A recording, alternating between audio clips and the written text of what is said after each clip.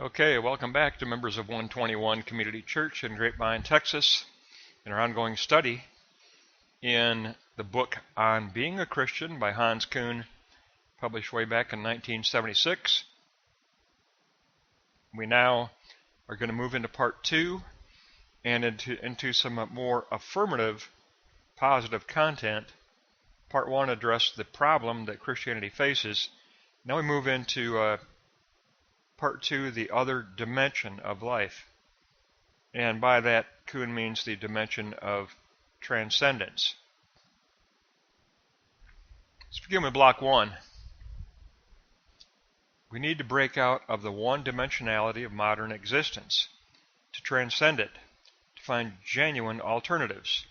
Social humanism has not posited any practical way of liberation. Society remains incapable of mastering the world. There is a need for concrete liberation. The self is disoriented. The self has lost orientation. Self possesses a lost soul. There must be an answer of genuine transcendence, a qualitative ascent in thinking, and in talking, and in praxis action. Therefore, Kuhn tells us one-dimensionality and loss of orientation equals the need for genuine transcendence. We proceed from a longing for the other. The significance of religion is revealed afresh. The materialistic worldview is inadequate. The question of ethics arises, and the question of meaning and values. So under meaning and values, our most urgent need is for a new awareness of transcendence, liberation from present conditions. That includes new aesthetic sentiment, capacity for love, new ways of working together, newly prioritized values, new reflection on religion. All 5 need to be addressed, says Hans Kuhn. But let's go to block 2, because the fundamental need is this new reflection on religion. So in block 2, under the limits of science and technology cannot survive as substitutes for religion. They cannot supply spiritual need. The Soviet Union posited a militant, aggressive atheism, creating terror toward the churches, but it failed to permanently suppress Christianity. In the West, secularism has never been based exclusively on empirical study. Instead, secularism has always had an underlying a priori theory. A priori theory is behind all science. Religion is much more than a totality of doctrine and rite. It captures the spiritual mind of the self. And skepticism itself is called for in the church to make itself critical of its own identity, to recognize need for reformation when that is needed. Kuhn tells us that 3 possibilities remain for religion when confronting secularism. There can be the eventual negation of secularism, where secularism becomes reversed through a religious revolution. Affirmation of secularism, where the church becomes only a recognized minority, and modification of secularism, where social forms of the church emerge. Those are the possibilities. Therefore, conclusion, block 2, note 3, limits of science and underlying a priori theories equals the necessity of religion to meet spiritual needs. There will always be religion and art. Religion will retain its fundamental importance, providing meaning, providing values.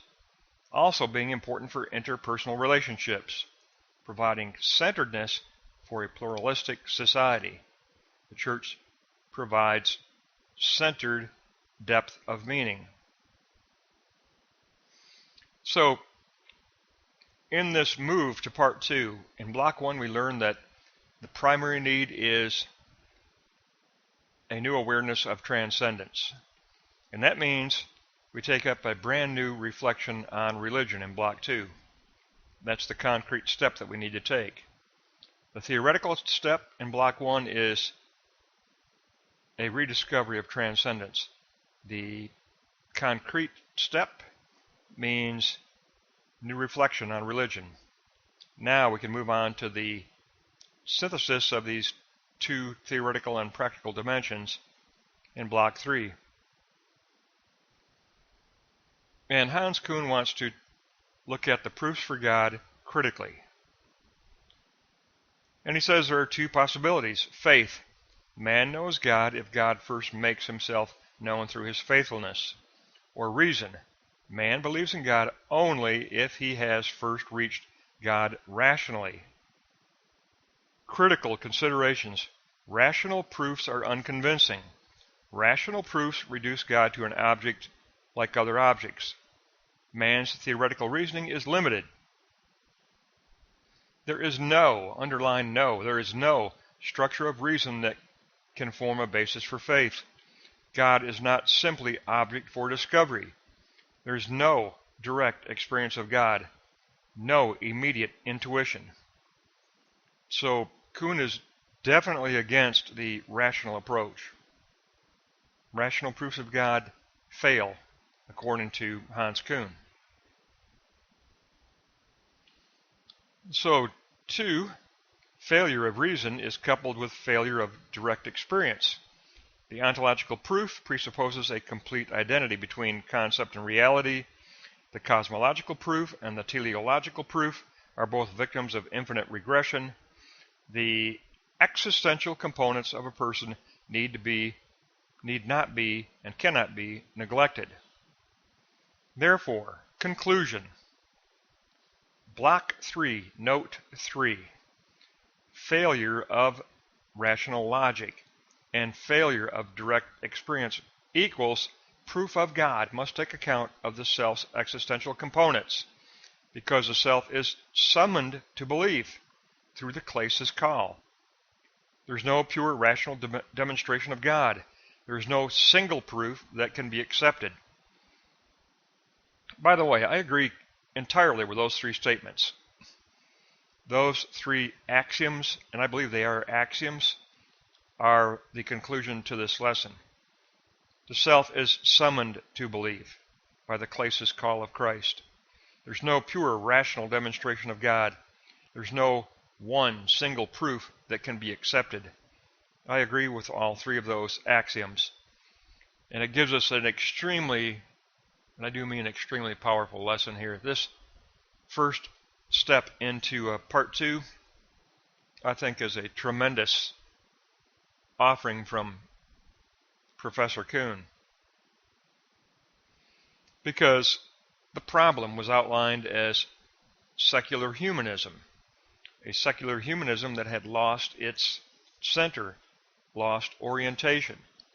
The answer is stated in Block 1. The answer is rediscovery of transcendence.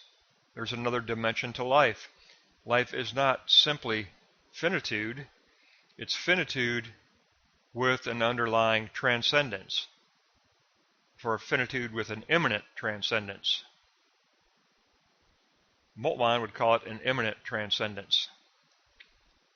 But there is another dimension to existence. The surface reality of finitude is not the only dimension. We have to escape one-dimensionality, says Kuhn. Escape one-dimensionality. Reaffirm the dimension of transcendence. Create a new awareness of transcendence. And that means affirm new aesthetic sentiment. Affirm the capacity for love. Affirm new ways of working together. Affirm newly prioritized values. Values that recognize transcendence. And then he concludes with, in Block 1, take up new reflection on religion, and that leads to the concrete section in Block 2. New reflection on religion is demanded to answer this quest for affirming the other dimension of transcendence. So if we rethink religion, we rethink it because science is limited. Science doesn't escape the fact that it has an a priori subsystem of its own. It does. And the church isn't simply doctrine and rites. It's much more than that. It does address the spiritual mindedness of the self, the spiritual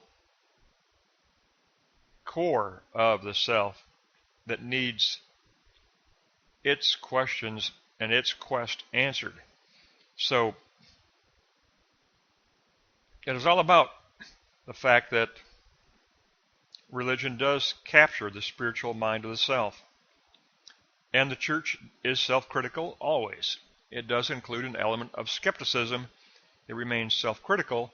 That's why theology and New Testament exegesis will always evolve and become more and more mature.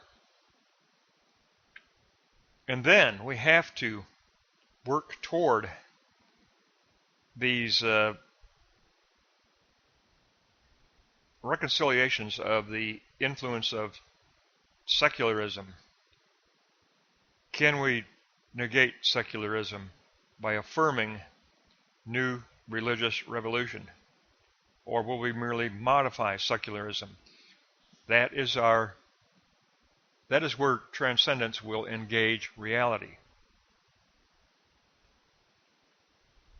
But religion must meet the spiritual needs of humanity, and those spiritual needs have been ignored in this secular humanism, and now religion needs to readdress them in a revolutionary way. Proofs of God, very definitely, Hans Kuhn comes to terms with proofs of God. He does not accept the rational proofs, none of them. He says all of the rational proofs are unconvincing.